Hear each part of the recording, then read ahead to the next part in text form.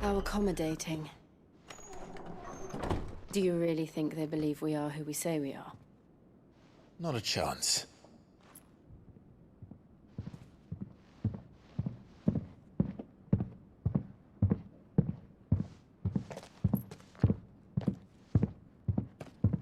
Right, I guess. My uncle believes we're imposters here to rob him. And means to string us up himself.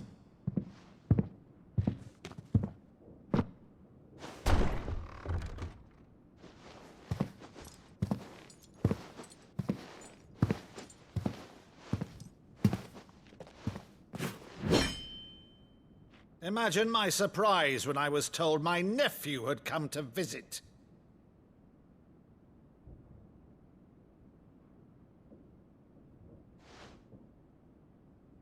Clive Rosfield died long ago. And for uttering his name here, you shall pay with your tongue!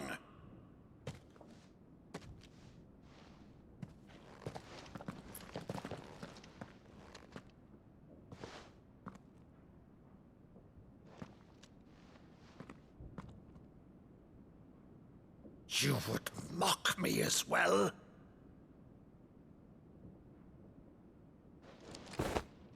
It is I, Sir Crandall of Camelot, loyal servant to Her Serene Holiness, Saint Sybil the Unshod.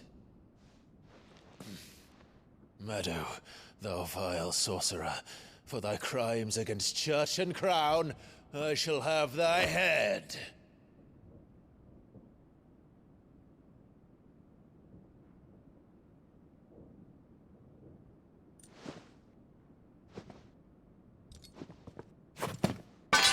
Curse thee, infectious flax wench.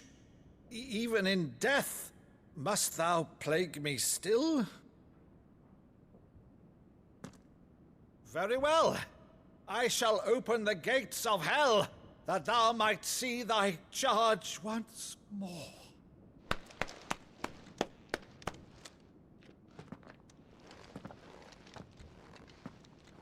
Bravo, Uncle. You're still the finest Maddu in the twins. Oh, Clive, my dear boy, it's really you.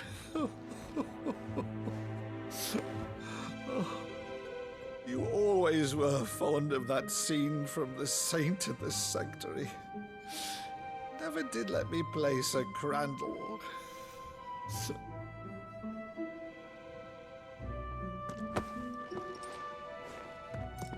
I have a favor to ask, Uncle Byron. Rutherford, inform the kitchens. There'll be guests. We dine immediately. But, Uncle... You can't very well regale me with the tale of your miraculous preservation on an empty stomach. Go on, sit.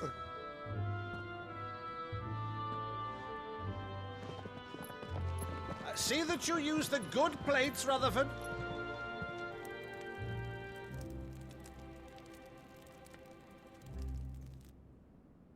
So you arrived late to one of her cullings, did you? Since becoming Vicereine, Annabella has been a constant thorn in Rosaria's side, but these atrocities are a new low. Something has changed. Quite what, I don't know, but the woman we knew is gone, and a monster sits in her place. A monster. For better or worse, I've been charged with governing this town, and thus must maintain the illusion of obedience. That's all I can do to aid Wade and his merry band of revolutionaries. So he's told us.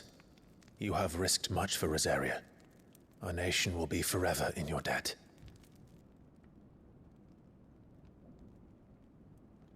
It has been 20 years, Clive. The nation your father and your forefathers fought to defend is no more. Perhaps it would be otherwise had I the courage of my brother.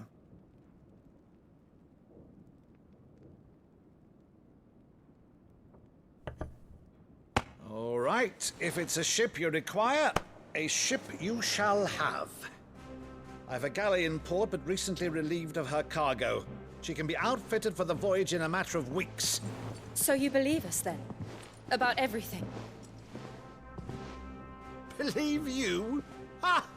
Only a fool would believe even half of the things you claim. But until tonight, only a fool would have believed my nephew still lived. And besides, I have it on good authority that Clive is telling the truth. Whose authority? By your own, of course. You've always been a terrible liar. Is that true? It's not untrue. Let's say no more about it, eh? It wouldn't do to linger on my nephew's greatest failing.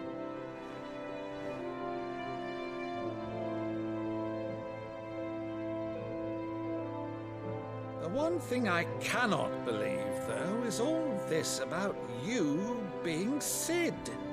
You were always such a good boy, but now you're quite the outlaw. Which, if I'm not mistaken, would make me an outlaw's uncle.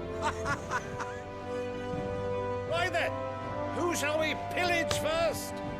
Rutherford, fetch me my cutlass. This will be fun.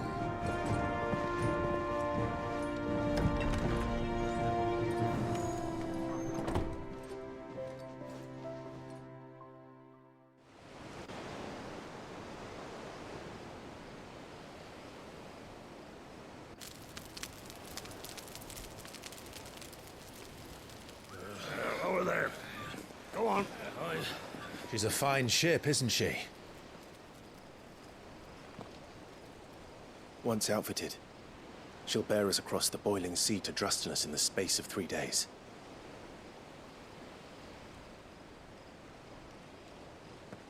Something on your mind?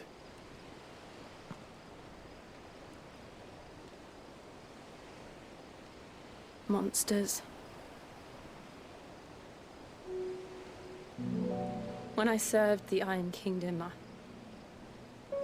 I did so because I saw no other choice. Because once they learned that the lash would not move me, they turned it on those who could.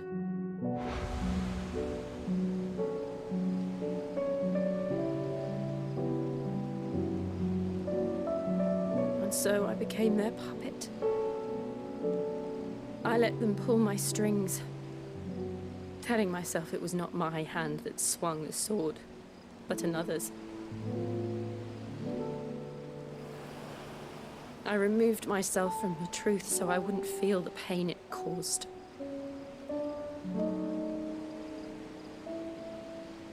And before I knew it, I no longer felt anything. Anything at all.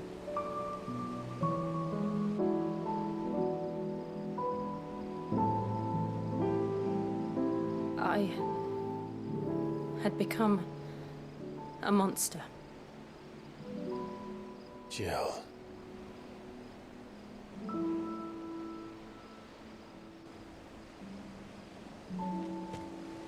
I don't want to be a monster, Clive. Do you understand? I want to choose a different path, a better path. To live on my own terms.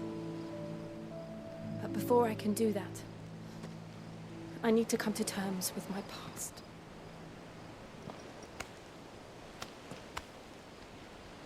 And when you do, I'll be standing there with you, just as you stood with me.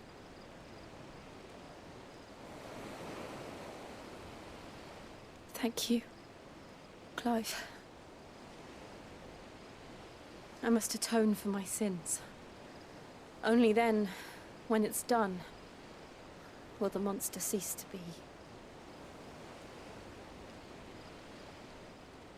Just promise me that you won't die with it.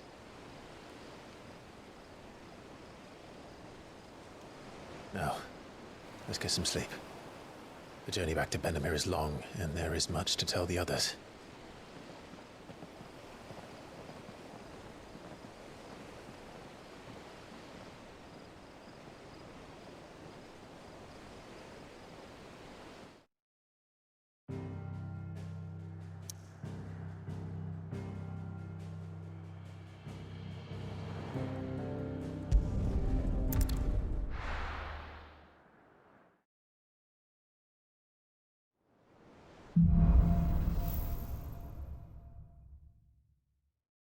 the Founder knows what awaits us in the Iron Kingdom.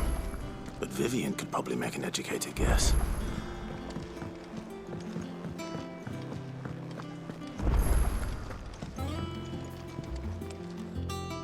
I didn't take you for a scholar, Ivan. Oh, this? It's Valisthea, a culinary pilgrimage. I borrowed it from old tomes. Seems there's no creature in the realm so foul it can't be cooked up into something delicious. Think I'll stick to the unfoul ones, thanks. Oh, where's your sense of adventure, Sid? Honestly, one glance at these recipes, and even you would trade in your sword for a butcher's cleaver. From spit roasts to sweetmeats, this book has them all. What I wouldn't give to bring these recipes to life. If it's my blessing you're hoping for, then by all means. Well, I'm no hunter, Sid. The first tunnel worm I came across would be the death of me. But you're made of sterner stuff. Would you help me resurrect one of these recipes? Something tells me you won't be taking no for an answer. Fine, I'll help. Fantastic! Thank you. So, dare I ask what's on the menu? Chance's Stew. It was once a favourite among the gourmands of Oriflamme, if the author is to be believed. Though Molly's never heard of it.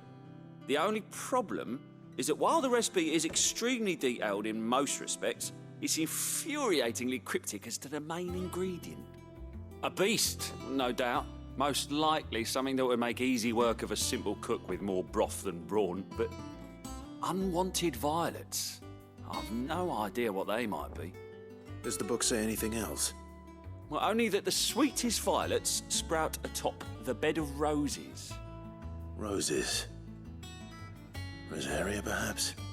One of the butchers in Martha's Rest might know something. I'll ask next time I'm there.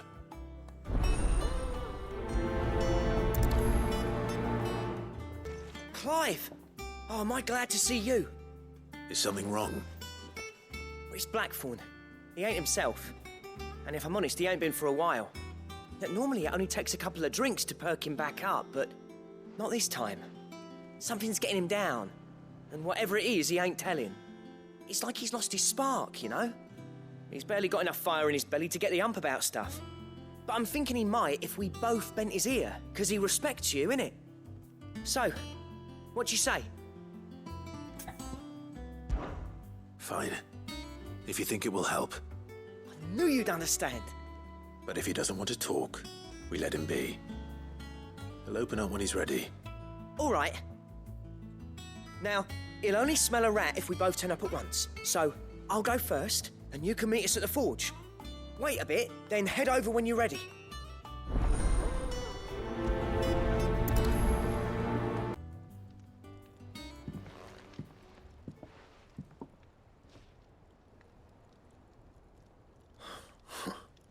First August, and now you. What are you pair up to? What's it got to do with me? August was worried that something had been weighing on your mind. I thought you might want to talk about it. Did you now? I told you not to stick your nose in my business. What'd you go and do? Clive just wants to help, innit? What's so bad about that? Talk to him. You never know, you might feel better for getting it all out in the open. Please, mate. I'm worried about you. Phil shut you up. It's nothing really. Stupid. Not the sort of thing you bother people about. Why don't you tell us all the same?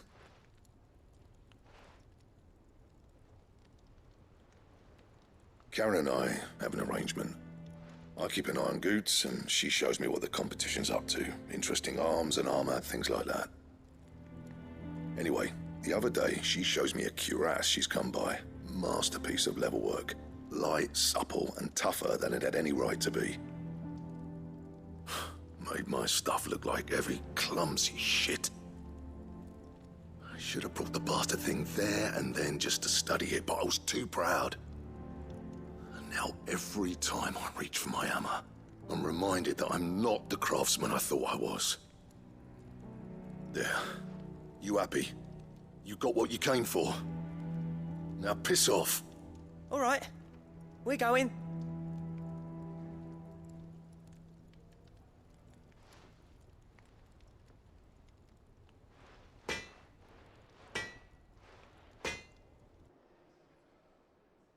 always thought of old Blackthorn as a bit of a force of nature. Like a storm cloud full of ale.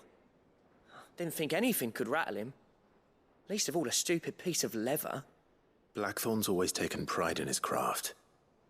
Questioning it means questioning himself. Something tells me this is only going to get worse. If he has doubts, it will affect his work, which will only add to his problems. We need to nip this in the bud. I couldn't agree more. He said he should have bought that cuirass. Perhaps we should track it down for him. Assuming you're happy to help, that is. Too bloody right I am. Glad to hear it. First things first, then. We need to speak to Karen. Karen, do you have a moment? Blackthorn mentioned that you'd recently come by a leather cuirass. An exquisite example of the craft, from what he told us. And he ain't been himself since he saw it. So we thought we'd buy it for him. Sorry, sold it already. Didn't think Blackthorn cared for it the way he turned his nose up. But it was nicely put together, that's for certain. Even if the bloke who made it is a bit of an odd one. Happened across him on my travels. Next all his stuff to order, but the fella who commissioned it refused to pay. He didn't like the colour of summit. So I took it off his hands for a fair price. You don't know where we might find him, do you? Like I said, he's a bit of an odd one. Doesn't even have a workshop. He doesn't trust hunters neither, which means he spends as much time out tracking beasties as he does working their hides. I see. He did tell me something, though. Apparently, his next commission's for a set of griffin hide greaves. Here, there's a griffin on the hunt board. The curse breakers were placing bets on who'd bag it. Now, where the bleeding hell was it sighted? Somewhere in Sambrec, maybe... Cairnorthern, that was it. Thank you, Karen. We'd be lost without you. At least you admit it.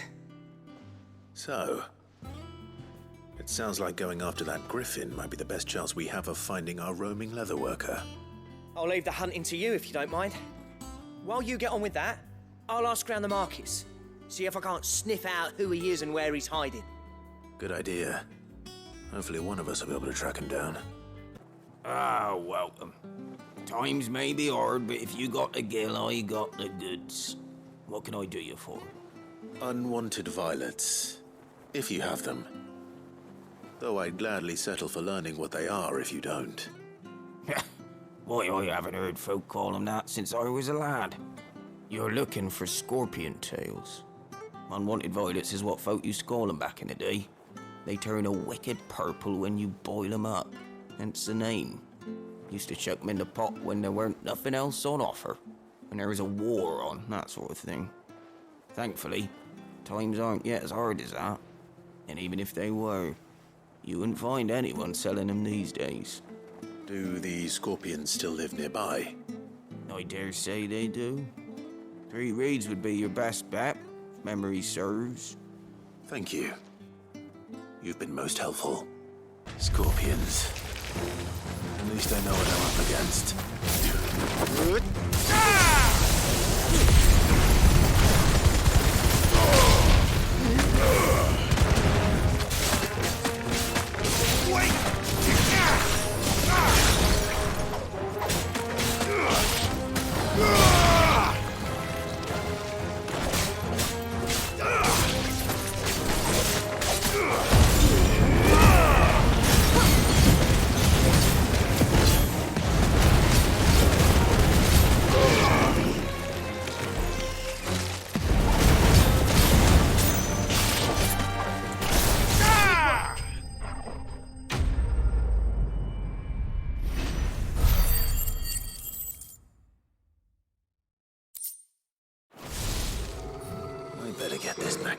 Before it goes bad. Did you find our mystery ingredient? I did indeed. Marvellous! Let's see. What am I supposed to do with this? It's poisonous, surely. You wouldn't be wrong. But that's your unwanted violet.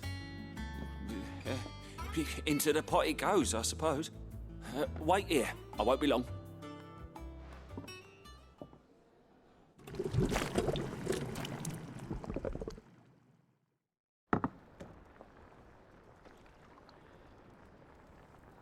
present Chance's Stew, risen once again from the ashes of obscurity. Grab a spoon, Sid. Let's eat while it's hot. I'm, not hungry. Well, it'll be too late once I've licked the bowl clean. Your loss.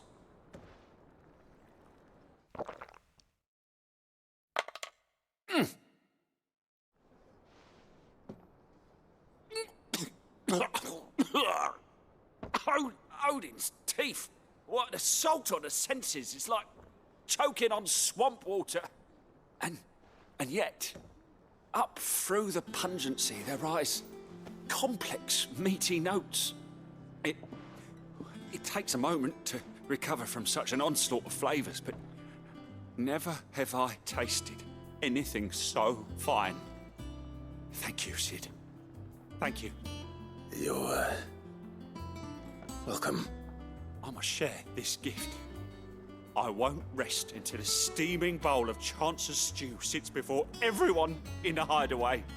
A single mouthful, and Molly will be breeding scorpions of her own. I'm sure she will.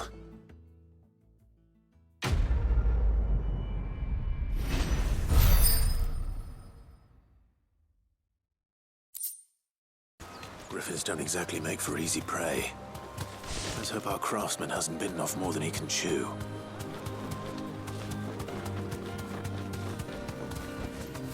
Thanks, Gal.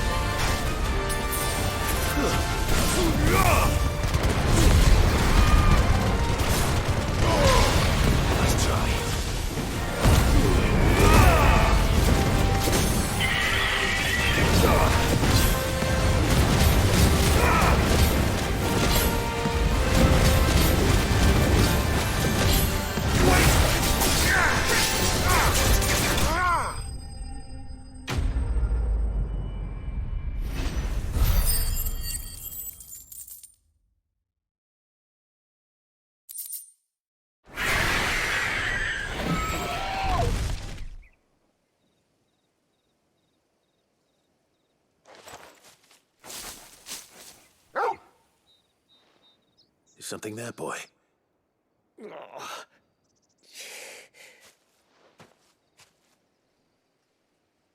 Could that be our man?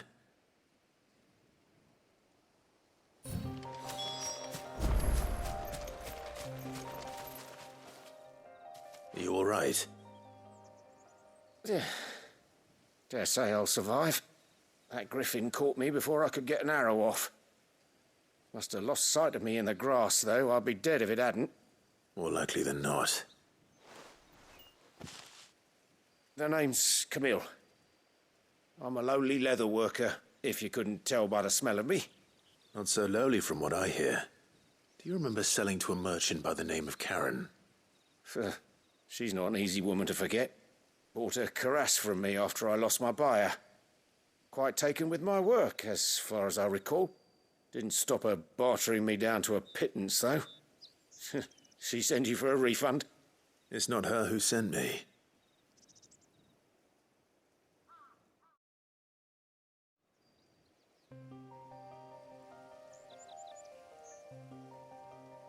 Well, consider me flattered. You should be. He's a master of his art, and not an easy man to impress. Blacksmiths are proud folk. It's a rare thing indeed for one to praise a glorified tanner. And I don't imagine an impressive swordsman like yourself would be getting your steel from any but the best. I'd dearly love to help a fellow craftsman, but... well, actually, I suppose you could give him this. What is it? Treated leather. Same stuff I used to make that cuirass. If your man's as skilled as he sounds, he'll know what he's looking at. You sure? Well, you did save my life. And thanks to you, I'll be going home with all the griffin hide I can carry. I'd say it's the least I can do. Short of showing him how to make the thing myself, that is. But there are rules against it. Secrets of the trade and whatnot. In that case, I'll see that he gets it. I'd be much obliged if you would. Right. I've got some greaves to make. You send your blacksmith my regards. Will do. And thank you.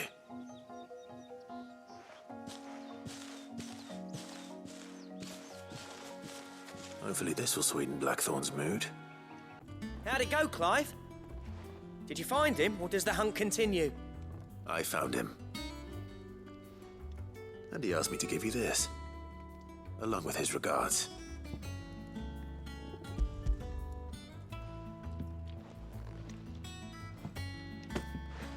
You're joking.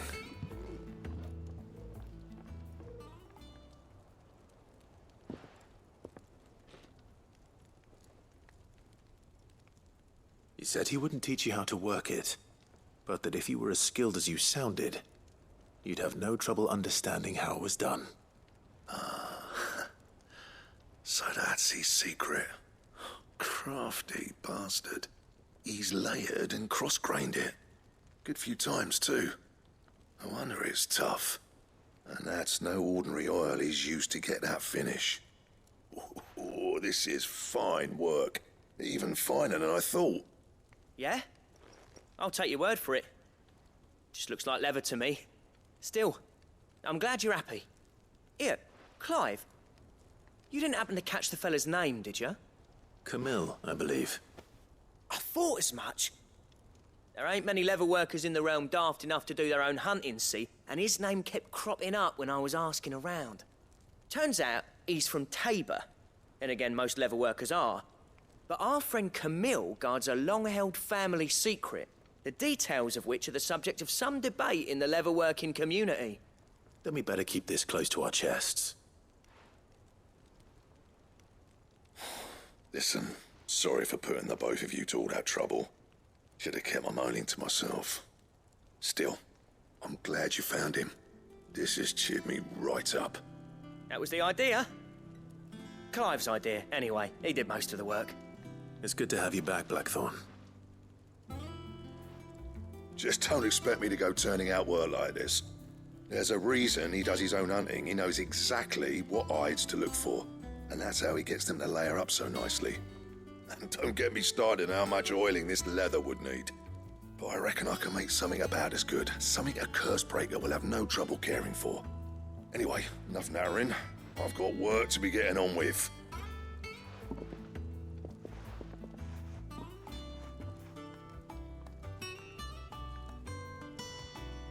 Looks like we won't be needing a new blacksmith. As if there was a better one out there. It wouldn't have been the same anyway. No one spins a yarn like old Blackthorn in his cups. Right, now that's sorted, I've got duties to attend to. Thanks, Clive. You've given me my mate back.